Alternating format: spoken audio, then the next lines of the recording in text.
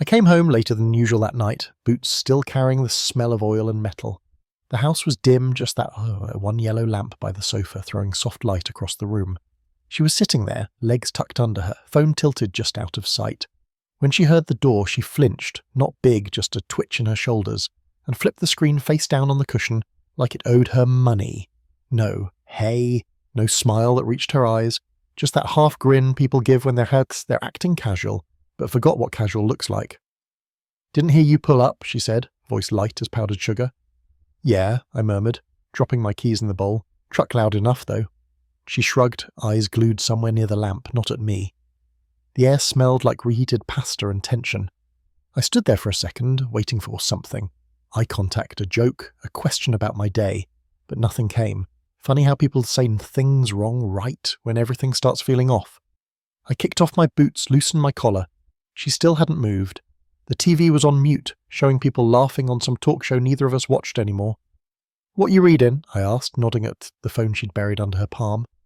"Oh, just something." "Something funny?" Her smile twitched. "Not really." Then silence again, heavy enough to hear the clock tick. She stretched like she'd just remembered her body, gathered up a stack of folded laundry, and said she was heading out for a bit.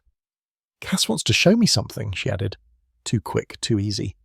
"Cass," I echoed. "At 9:30? She just got off work, won't be long." I wanted to say, "You've been saying that a lot lately," but I didn't. Because men like me, we get tired before we get angry. The door clicked behind her. The house went still, the kind of still that hums. I leaned against the counter, grabbed the leftover chicken from the fridge, ate it cold over the sink like I used to when I was single. The metal of the fork against the plate sounded loud as thunder in that silence. Her mug was still on the counter, half full of tea, lipstick ring drying like a ghost print. 8 years married, and somehow I was back to talking to myself over leftovers.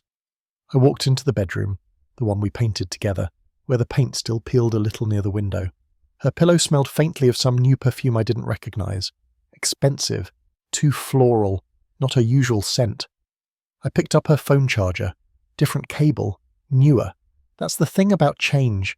It don't shout, it whispers, in different scents, different habits, different silence. I sat at the edge of the bed, boots still half unlaced, staring at the wall. Tried to tell myself it was nothing. People grow, phones face down mean nothing, perfume changes with the season. But my gut was already tightening, that quiet voice saying, "You see it, stop pretending you don't." I turned on the small kitchen light and stood there a while, watching the shadows in the hallway. The refrigerator hummed, the clock ticked. Every sound felt too clear, like the house was holding its breath with me. She texted around 11. "Still with Cass, don't wait up." 3 words that looked innocent to anyone else. To me, they sounded like distance written in lowercase. I put the phone down face up because I don't hide from light, and stared at it until the screen went black. "Maybe I'm tripping," I said out loud to nobody. "Maybe I'm just tired." But I knew. One odd beat don't make a song. But sometimes it's the start of a playlist you never asked for. Lately, I've been staying at the shop later than I should, telling myself it's about overtime, extra hands, keeping busy. Truth is, I just ain't been in no rush to go home. The garage got this kind of quiet that don't argue back. Just the sound of tools clicking, the hum of the fluorescent lights, the smell of oil and rubber. You can breathe in that kind of quiet. Ain't no guessing what it means. When the bay door rolls down at midnight, the metal echoes like a heartbeat. I sit on the stool, wipe my hands slow, stare at the truck I've already fixed twice, pretending there's something left to tighten. Sometimes I turn the radio on low, old school R&B whispering through static. Songs about folks who lost something they never thought they would.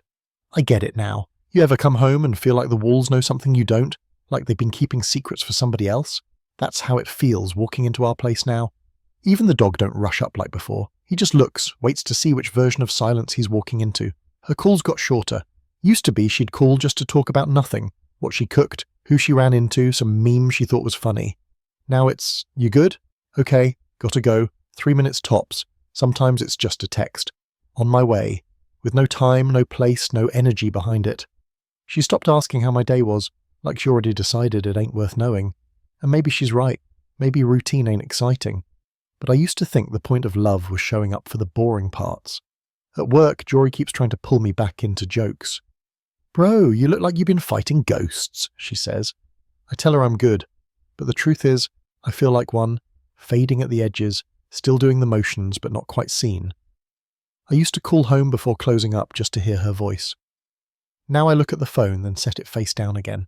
Self-respect can sound a lot like silence if you do it right. Nights stretch long in that garage. I clean tools that ain't dirty, write up invoices nobody asked for. The smell of burnt rubber and engine grease sits on me like armour. Feels safer than the cold air waiting behind our front door. When I finally drive home, streets are empty. Porch lights blink off one by one, houses breathing slow. Inside, our place looks like a stage after curtain call, coffee mug, half-folded blanket, phone charger coiled like a snake. No trace of her, except the perfume that lingers just long enough to remind me she used to be here. I toss my keys down, eat whatever's left in the fridge, stand by the window watching the dark. Don't even bother turning the TV on anymore. It's funny. I used to think silence was punishment. Now it feels like company, my kind of peace, the kind you earn when you finally stop chasing noise that don't want you back. Saturday morning came in soft, sunlight bleeding through blinds, bacon popping in the pan, radio whispering some old Luther Vandross track. I set out 2 mugs, 2 plates, doing the kind of quiet math that couples forget how to do. One for her, one for me, one more chance to feel normal. The smell of coffee filled the kitchen, heavy and warm, like it could fix something. She came out wearing a sweatshirt that wasn't mine, oversized, sleeves hiding her hands, hair up in a messy bun that somehow looked planned, phone already in her grip like a reflex. "Morning," I said. "Hey," she mumbled, eyes flicking from me to the counter to the phone again. "You want eggs?" "Maybe later," she said, scrolling. "Brunch with the girls." She said it easy, like reading a weather report. No smile, no question about my plans, just brunch with the girls, the phrase that'd been doing overtime lately. I flipped the bacon, kept my tone light. "How late?" She glanced up like I asked something complicated. "Depends. Dessert or the weather, I guess." "Time planning, not interrogation," I said. She exhaled sharp, that kind of sigh that says, "I can't believe you're doing this again." "God, Langston, why the interrogation? We're adults," I nodded slowly, turned down the heat. "Yeah," I said, "that's what this is about." She blinked, confused for a half second. "There's a difference between being adult and being secretive," I added, setting bacon on a plate. "Adults communicate. Secrets hide in plain sight." She smirked, leaned against the counter, arms crossed like a lawyer waiting for the punchline. "You really going there over brunch?" I looked her dead in the eye. "No, I'm setting a rule. After 10, text me your ETA. If you can't, that's fine. I'm turning in and locking up. No drama, no fight, just clarity." She laughed, a short, breathy thing with no humour in it. "You locking me out now?" I smiled faintly, the kind that don't reach your eyes. "No," I said. "I'm locking the piece in." That landed. I saw it in the flicker behind her eyes, the part of her that wasn't used to me being calm while drawing a line. "You really think you can put me on a curfew?" she said, trying to sound amused. "I think I can choose when I stop waiting up for lies disguised as plans," I said, rinsing the pan. "Peace ain't curfew, it's boundary." She picked up a strip of bacon, chewed it slow like buying time. "You being dramatic. Respect ain't something you beg for," I said quietly. "It's something you build a door around." She tilted her head, mocking. "Wow, you writing poetry now?" "Just truth," I said. The silence stretched. She bit her lip, looking everywhere but at me. Then she grabbed her tote, dropped her phone in it and said, "Whatever, don't wait up." "Didn't plan to," I said. Door closed. The kitchen exhaled. The smell of bacon lingered, sweet and greasy, caught in the air like memories that don't know when to leave. I stood there for a long minute, plate untouched, mug still steaming. It hit me that boundaries ain't walls, they're survival maps. You draw them not to keep people out, but to stop losing pieces of yourself every time somebody walks through you unannounced. Later, I took a drive down by the shop, windows rolled low, the kind of air that tastes like metal and asphalt. I thought about how many times I'd let peace slip just to prove I wasn't the problem. No more.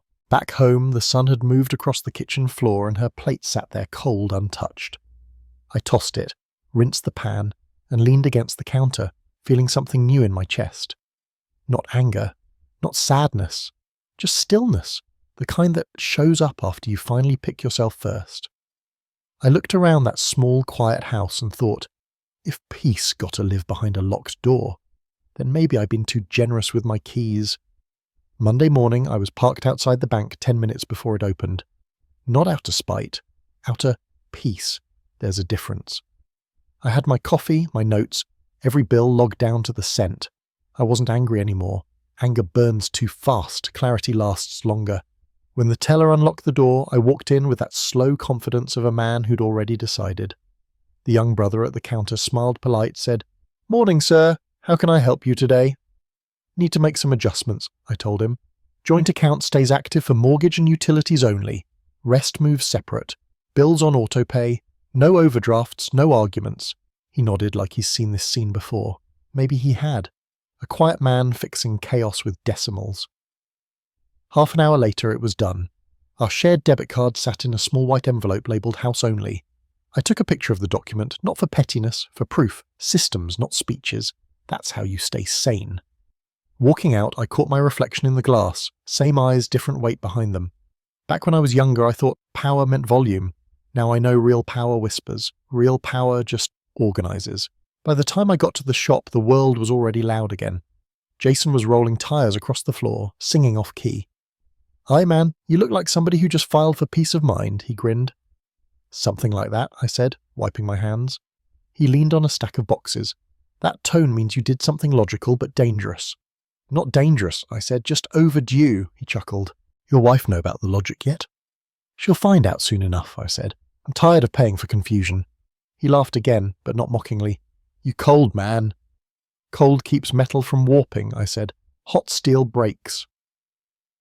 That afternoon I got home early. She was at the counter, still in work clothes, pouring a glass of wine. Her posture told me she was already halfway defensive. "Bank called," she said flat. "You made changes?" "I did." Her eyebrows lifted. "Without asking me?" "I'm informing you," I said. "Not asking. The shared accounts bills only now. Mortgage, utilities, groceries if we do 'em together. Everything else stays separate. Your check, your spending, my check, mine. No surprises." Her jaw flexed, that small muscle at the edge twitching like a wire. "You being controlling?" "Nah," I said, calm as the fridge hum behind me. "I'm being clear. Control is hiding money. Clarity is labelling it." She blinked, maybe waiting for the argument that it didn't had come. When none showed, she went for sarcasm. "So now we got categories? You turn in our marriage into spreadsheets?" "Where I come from," I said, setting my keys down, "you don't fight fire with fire. You fight it with math." She gave a dry laugh, the kind that's half disbelief, half threat. "That's cute. You think this is going to fix us?" "I think it stops me from subsidising disrespect," I said. "Fixing us ain't in the budget till honesty comes back in stock." She rolled her eyes. "Whatever." Later that night she tried charm instead of anger. Slid close while I was rinsing dishes, voice low, sweet. "You know I didn't mean to make you feel left out." I didn't turn around. "It's not about feelings, it's about structure." She laughed softly, but I could hear the edge. "Structure? You sound like HR." "HR don't love you," I said. "I still do. That's the only reason I'm giving you a system instead of a suitcase." That shut it down. She stared at me, realizing this wasn't the same man she could drown in guilt or softness. Something in my tone must have told her the truth. I wasn't playing anymore. 2 days later, she brought it up again, lighter this time, like testing the air. "You know," she said, swirling her wine, "people say money's the root of evil." "Nah," I said, flipping through the mail. "Money just shows who already had bad roots." She smirked. "So now I'm evil?" "I didn't say that," I said, "but I know who's been digging." Silence. The kind that hums when two people realise that they're not speaking the same language anymore. Friday rolled around and she came in cheerful, too cheerful. "Thinking of doing a game night," she said, tone sugary. "Maybe invite Cass, Jason, a few others. Get back to fun times." I didn't look up from my work notes. Sunday afternoon barbecue instead. I work Saturdays. Early mornings mean early nights. She paused, smile flickering. "Always got a condition now, huh?" "Always had boundaries," I said. "You just noticing them now?" "Fine," she said after a beat, pretending not to care. "Sunday it is." But I caught the glare when she turned away. the kind that said you changed the rules without asking. I didn't. I just finally wrote them down. When she went upstairs, I stood in that quiet kitchen again.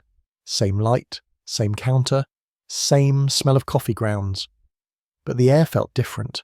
For the first time in months, it didn't feel like I was losing ground. It felt like I'd reclaimed a piece of it. See, where I come from, men yell, slam doors. Break things, try to prove their worth by echo. Me, I learned something different. You don't raise your voice to win peace. You build systems so peace don't need protecting. No shouting, no threats, just paperwork and passwords. She called it control. I called it clarity. And clarity, that's a language liars never speak. Sunday came dressed like forgiveness. Sunlight warm, grass-cued cut, charcoal smoke curling lazy through the air. I had the old speaker humming slow jazz, the grill lined with chicken thighs, burgers and a few sausages because Jason swore he don't eat no bird with bones. The smell was perfect, the kind that used to make her kiss my cheek and call me Grill King. This time she was all energy and movement, running between kitchen and patio with a glass of rosé, laughing too loud too often. Every sound came a half-second late, like her happiness had lag in it. Cass showed up first, wearing sunglasses like armour, then Jason dragging a cooler. Mrs. Alvarez from next door came with her 2 grandkids and a tray covered in foil, bless her heart. The yard filled with chatter, plates clinking, kids chasing the dog. On the surface, perfect. Beneath it, something brittle. Tiana floated around the patio, queen of small talk, touching shoulders, laughing at jokes she didn't hear. Every few minutes her phone buzzed, and she'd glance down just long enough to remember which mask she had on.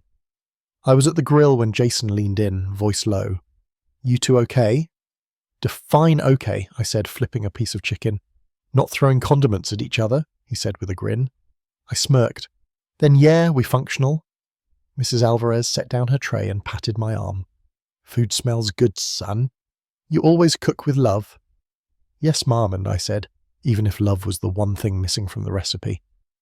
Halfway through the afternoon, the laughter started sounding forced.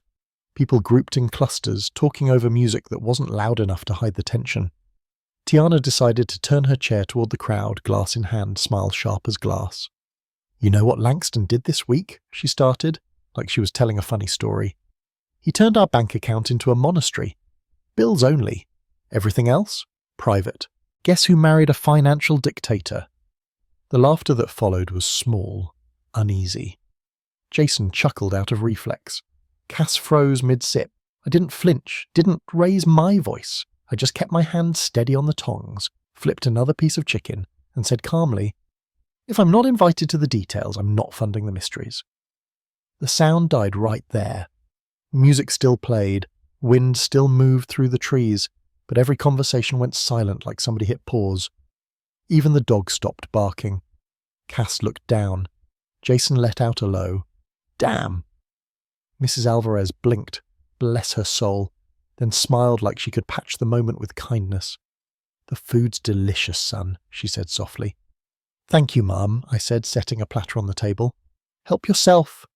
Tiana's smile cracked at the edges. She took another drink fast. "It was a joke," she said. "Then I guess I missed the punchline," I replied, still calm, still level. She stood, adjusting her top like she needed something to fix. "You're making this kind of weird." "I didn't start the topic," I said. "Just finished it." Jason coughed. "Hey, that potato salad ain't going to serve itself," he said, trying to shift the air. Cass muttered something about needing napkins. Mrs. Alvarez ushered the kids inside to wash their hands even though they weren't dirty. But that silence lingered, thick, metallic, heavy enough to taste. I stayed by the grill pretending to check temperatures, letting the smoke blur my face so nobody saw the tight line in my jaw. Inside I was steady, not calm, just contained. Rage can be loud, but control? Control hums quiet like a warning. Tiana went inside a few minutes later, claiming she needed more ice. When she came back, the smile was gone. She stayed distant the rest of the afternoon, keeping busy with plates and trash, like movement could erase what had already happened. By sunset, everyone had left. Cass hugged me quick, too quick, and said, "Good food, Lang." Jason slapped my shoulder, gave a look that said "I'm sorry, bro," without saying it out loud. Mrs. Alvarez lingered, offered to help clean up, but I told her I had it. She touched my arm and said quietly, "Don't let anger steal your peace, son. Even the Lord rested on Sunday." "Yes, ma'am," I said, peace already paid for. When the gate closed behind her, the yard fell still again. Paper plates rustled in the wind. The coals glowed low, soft red fading to grey. She was sitting on the patio steps, barefoot, staring at the last bit of smoke rising. "You embarrassed me," she said finally. "You announced our finances like a weather report," I said, stacking plates. I just added the forecast. "You're punishing me." "I'm setting boundaries," I said. "If that feels like punishment, maybe the behaviour don't fit the boundary." She stood, crossed her arms. "You're not for fun anymore." "I'm not supposed to be fun," I said. "I'm supposed to be honest." She looked at me, eyes wet but angry. "We used to be good. We used to be respectful," I said. "Big difference." She turned, muttered something under her breath, went inside and slammed the bedroom door. I stayed out there until the grill went cold. The sky turned that soft purple before night. The yard smelled like charcoal and something final. That was the moment I knew there wouldn't be another fix, another round of pretending. The thing between us had already burned down. We were just standing in the smoke, waiting for each other to admit it. The next morning came dressed up like forgiveness again. Sunlight slipping through the blinds like it wanted to apologise for last night. The smell of coffee drifted in from the kitchen before I even opened my eyes. Usually I'm the one who brews it. She hadn't made coffee for me in weeks. I sat up slow, head heavy, still tasting smoke and tension from the barbecue. The bed beside me was empty but warm. On her pillow lay a sticky note in her careful handwriting. "Proud of you." I stared at it for a long second. Proud for what? Not yelling while she tried to humiliate me in front of company? Or proud that I didn't throw her wine glass in the roses?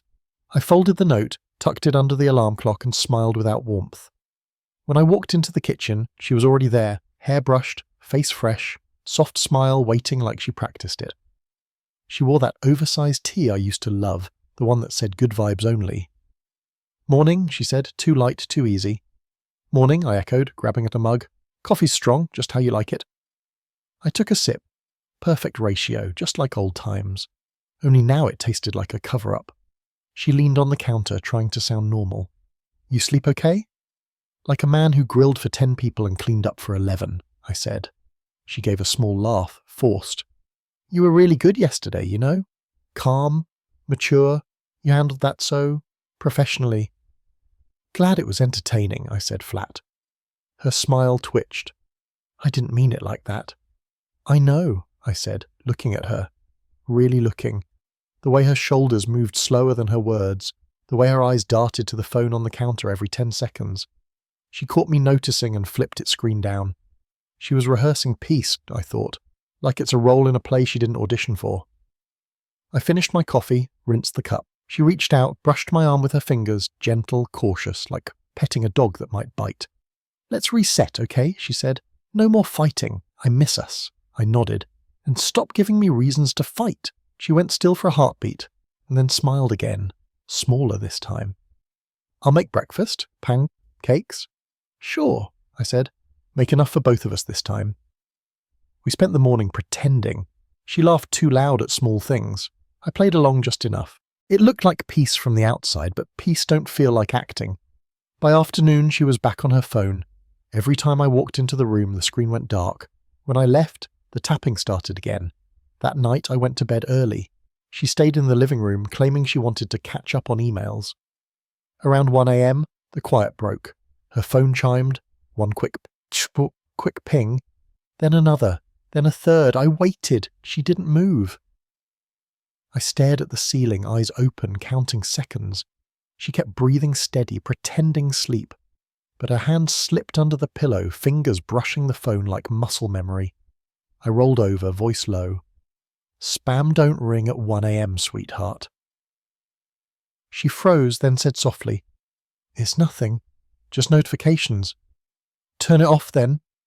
"I will." But she didn't. The screen lit the room for a second, a white flash across her face, the kind of light that exposes, not comforts. I watched her thumb hover, swipe, then hide it again. I said nothing. I didn't need to. The truth don't always come crashing through the door. Sometimes it just hums quietly in the dark, wearing your partner's perfume, whispering under a screen you ain't supposed to see. I closed my eyes, exhaled slow. The coffee note was still on my nightstand. Proud of you. Yeah. Maybe she was, because I was done pretending not to notice. The next few days slid by, slow. The kind of slow that don't heal nothing. It just gives you time to stare at the cracks you already seen. I buried myself in the shop, same as always. Steel noise, grease. You can lose whole hours under the hood of an engine and not think about what's waiting at home. The air was thick with the summer heat, fans spinning lazy. Jason was off that day, so it was just me, a socket wrench, and the radio whispering blues. It was the kind of day where peace almost feels possible, until it ain't. My phone buzzed once, unknown number first, then the name blinked across the screen. Cass. I frowned. We weren't exactly close, not like that. I wiped my hands on a rag, answered anyway. Yeah? Her voice came shaky, breath catching between words. Mark, can you talk? Cass, what's wrong? A pause, a deep one. I could hear traffic behind her, the rush of wind through a car window. Then she said it. Quiet, fast, scared. I can't hold it anymore. I tried to stay out, but I can't. I got pictures. I straightened, leaned back against the workbench. Pictures of what? Another breath. Of her. Of Tiana. The sound of my own heartbeat filled the space. The fan hummed. A socket clinked somewhere on the floor. I didn't want to take them, she said, her voice breaking. I just couldn't watch you stand there, man. You deserve to know. I swear I'm not trying to mess things up. I stayed quiet, steady. The kind of steady you practice when your chest starts to cave in. Then send what truth you think I need to see, I said, low. There was silence, just the sound of wind over the receiver. Then a notification pinged, one message, 2 images. You ever see something that don't surprise you but still breaks you? That's what it felt like. The first photo opened slow, the pixels loading one line at a time. Rooftop lights, city behind them, her face tilted up toward a man with a fade too fresh for his age, hand on her hip, her eyes half closed in that look I used to think was mine. The second shot, her head resting near his shoulder, smiling small like secrets feel sweet before they rot. The shop got real quiet. Even the radio seemed to fade out. All I could hear was my breathing and the tick of the wall clock. I didn't yell, didn't throw the phone, didn't curse the sky. I just stared, like staring might rewind the truth. Mark, Cass whispered. I got it, I said. I'm sorry, she rushed out. I should have told you sooner. This is soon enough, I answered. I didn't want to be the one to... You didn't break nothing that wasn't already cracked, I said, keeping my tone calm. Thank you for showing me where the light gets in, she sniffed. You okay? I looked at the pictures again. Her hand on that man's chest, his thumb on her chin, the kind of touch that ain't innocent. No, I said quietly, but I will be. She started crying soft. I know you probably hate me. I don't, I cut in. You told the truth. That's a rare gift these days. She exhaled shaky. I'll leave you be. Yeah, I said. Do that. Call ended. The shop stayed still. I looked at those photos one more time, then saved them to a locked folder. Not for revenge, for record. Systems, not speeches. I washed my hands even though there wasn't a speck of grease left. The sink water ran clear, but my reflection in it didn't. Outside, a train passed in the distance. Metal screaming against a metal. That's what it felt like in my chest. 2 lives grinding, neither willing to stop. I dried my hands, grabbed my keys, and stood in the doorway for a while, staring at the open sky. I wasn't mad. Not yet. Anger would have been easier. What I felt was colder, cleaner. The kind of quiet that comes right before a man starts building his exit. I didn't waste a night on thinking. Next morning I woke up before the alarm, eyes open in that kind of stillness that ain't peace. It's purpose. I made coffee, black and bitter, packed my lunch out of habit, and instead of heading to the shop, I drove downtown to the lawyer's office. The sun was bright, but it didn't feel warm. The city moved like it always did, Horns, crosswalks, people rushing, but I was watching from the outside now, like I'd stepped out of a movie halfway through and realised I didn't need to see the ending. The office was quiet, too cold, smelled like paper and stale perfume. The receptionist looked up and said, "Do you have an appointment?" "Not yet," I said, but I got a reason. Half an hour later, I was sitting across from a man in a navy suit who spoke soft and slow, the kind of tone lawyers use when they see the decision already written on your face. He slid a form toward me, explaining each line. I nodded, signed, initialed, signed again, no tremble, no hesitation, just ink and distance. When it was done, he said, "You're sure about this?" "Sure enough," I said. "Most folks wait. They think maybe—" "I already waited," I cut in. "All that's left now is paperwork." He nodded like he'd heard that 100 times before, maybe 1,000. He printed out the copies, neat, precise, no small talk, just business. By noon I had a folder tucked under my arm. Names, signatures, finalities. I walked back out into the heat, the sound of traffic hitting me like waves. For the first time in a long time I wasn't angry, I was efficient. On the way home I stopped by the hardware store, bought a set of new locks, fresh keys and a few rolls of packing tape. The guy at the counter didn't ask questions, he just rang it up and said, "New start, huh?" "Something like that," I told him. When I got home the house looked smaller, not emptier, just smaller, like it had already started letting go of her. The note she'd written, "Proud of you," was still on the nightstand. I folded it once, slid it into the trash and kept moving. I pulled out cardboard boxes from the closet, the kind we'd used when we first moved in. Same creases, same faint scent of dust and tape. Funny how things come full circle, even when you wish they wouldn't. I started in the bedroom. Her side first, drawers, closet, vanity. I didn't rush, didn't throw, didn't tear. I folded her life careful, not out of love, but so I ain't have to touch it again. Blouses, dresses, perfumes, those little notes she stuck on mirrors back when she still cared about mornings. Everything went in quiet. No music, no muttering, just the sound of tape stretching and boxes closing. In the living room I boxed up her books, the ones she swore she'd read someday. I unplugged the lamp she'd bought last year, the one that always leaned to the left, like even it knew the balance was off. I labelled every box, bedroom, bathroom, desk, in clean black letters, facts, not feelings. When I finished, I stood there looking at them. It was strange how calm I felt. No shaking hands, no lump in my throat. Just a man and some cardboard, closing chapters with tape instead of tears. Around 5, I changed the locks. The click of the new bolt sliding in place sounded final in a way words never do. Not loud, not violent, just decided. I opened the windows, let fresh air in, and sat on the couch with the paperwork spread in front of me. The sunlight hit the edges of the forms, turning white paper to gold. That's how endings look when you stop fighting them. Not dark, not tragic, just bright in a quiet way. When the day faded, I made one last walk around the house, checking each room.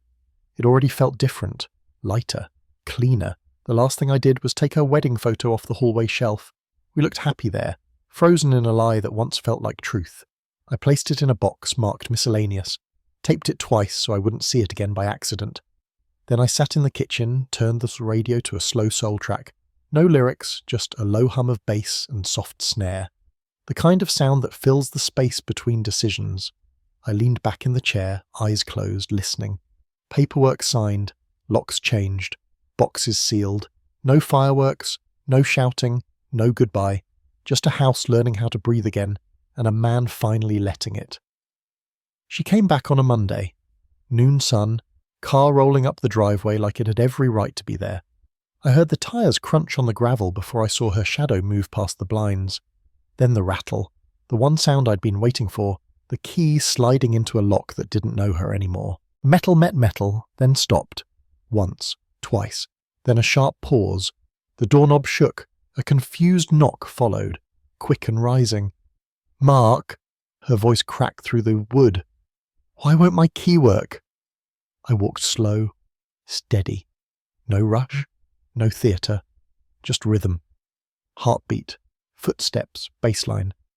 I stopped at the door, left the chain on, cracked it open, just enough to see half her face.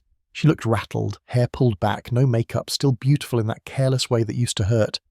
Her eyes jumped from my face to the chain, then to the door behind me like she was trying to see what changed. "Mark, what's going on?" I nodded toward the suitcase by my feet. 2 of them, neat, lined up like passengers waiting for their train. On top sat a thick manila envelope. "These are yours," I said evenly. "And that's the truth inside." She blinked, disoriented. "What?" "Go ahead," I said, opening the door a few more inches but keeping the chain tight. "Take it."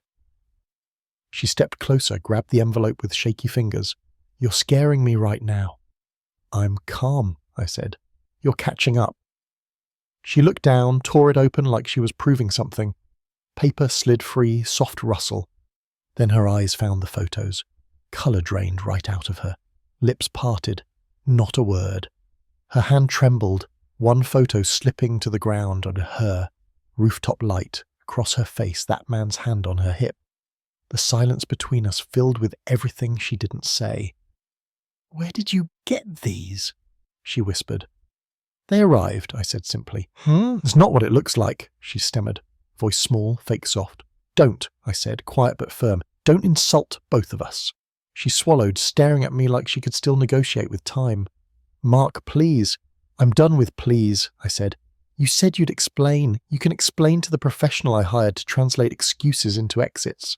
Her eyes filled fast. "You're really doing this? You're going to throw away our marriage because of a few photos?" "No," I said. "I'm ending it because of what those photos prove. There's a difference."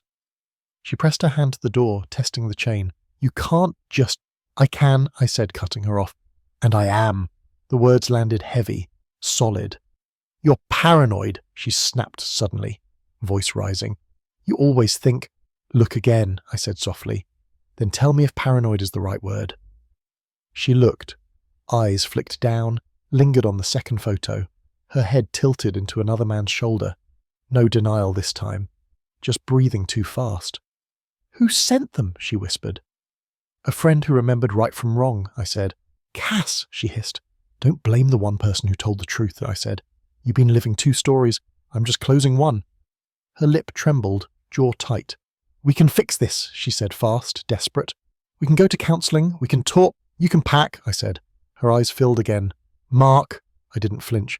"You'll find a list inside, times you can come get whatever I missed. After that, this place stops answering to your name." She stepped back, half crying, half angry. "You're cold." "I'm clear," I said. "That's different." For a moment, neither of us spoke. The street hummed in the distance, one car passing slow. The dog next door went quiet. The only sound left was the low bass of my pulse, steady, deep, final. Then she reached down and grabbed the handle of the first suitcase. The wheels thunked against the steps as she pulled it toward the car. The second followed, bumping over the porch wood. She tucked the envelope under her arm like it might keep her warm. At the edge of the porch, she turned back once, eyes red, voice small. "How did we get here?" I held her gaze. "One small disrespect at a time," I said. "You trained me not to ask. I trained myself to act." She swallowed, nodded once like the truth stung worse than the loss, then she left. The car door shut. Engine started. I waited until the sound faded, then closed the door, slid the chain off, locked it with the new key, the click echoing through the empty hallway like punctuation. No yelling, no tears, just order. Heartbeat, breath, quiet bass under everything. That's how freedom sounds when you earn it the hard way. The house sounded different once she was gone. No echo of heels on the floor, no hum of her music from the bathroom, no perfume drifting through hallways like a ghost with manners. Just quiet. The kind that ain't empty, just unoccupied. I started keeping the radio on low, mostly for company. Old school R&B, the kind my father used to play on Saturday mornings when life felt fixable. I didn't sing along, I just let the bass sit in my chest while I worked in the garage. Neighbours noticed before I said anything. Mrs. Alvarez would wave from her porch, her eyes soft with questions she'd never ask. Jason showed up once, leaned against the doorframe with a soda. "Heard she moved out," he said, testing the words like they might bite. "Something like that," I said, tightening a bolt. He nodded slow. "You holding up?" "I'm working," I said. That's holding up enough. He didn't push. Real friends know when silence means I don't want to talk, but I appreciate you asking. Days started lining up neat. Work, gym, home, dishes cleaned right after meals, bed made every morning, peace, don't sound like victory songs. It sounded like nobody arguing over the remote. Cass texted me after a week. You okay? I stared at the screen, thought about all the ways people mean that question. Pity, curiosity, guilt. I typed back one word, efficient. A few minutes later she replied, "That's not peace." I looked at the message for a while before I answered. It's a start. And it was. At night, I'd sit on the porch with a beer, watching the streetlights buzz on one by one.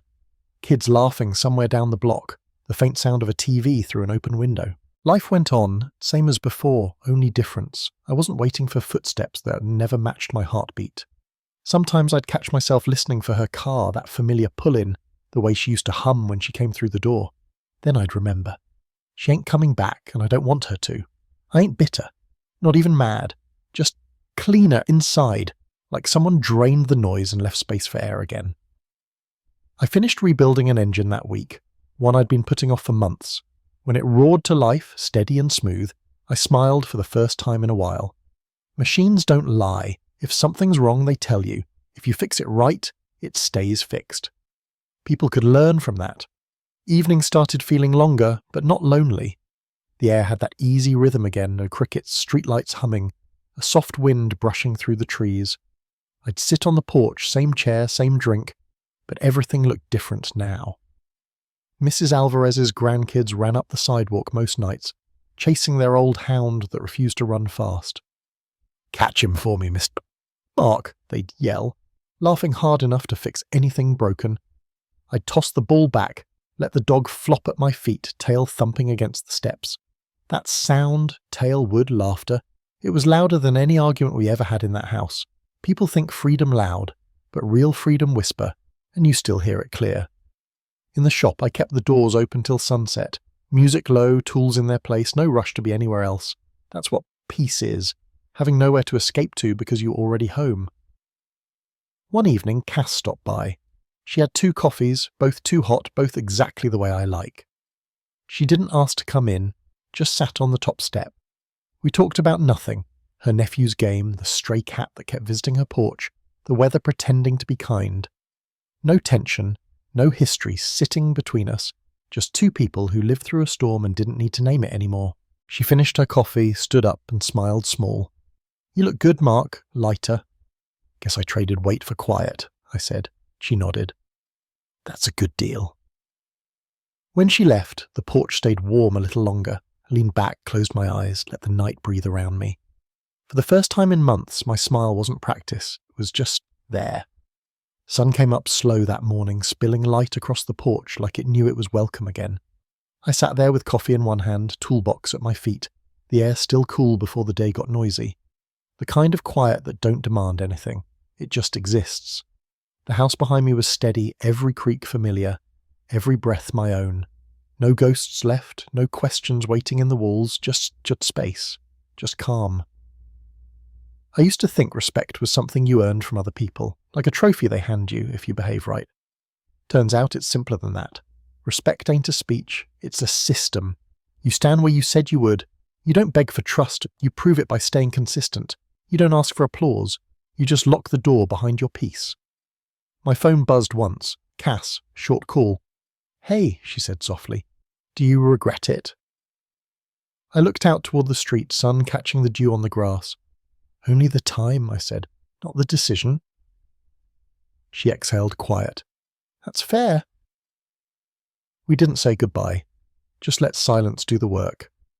I set the phone down, leaned back, listened to the world waking up. A distant truck, a dog barking, somebody's radio 2 houses down playing something smooth and old. Life moving forward, same as it always does. I finished my coffee, let the cup rest on the rail and smiled. Not the forced kind, the real kind. And God, quiet is good.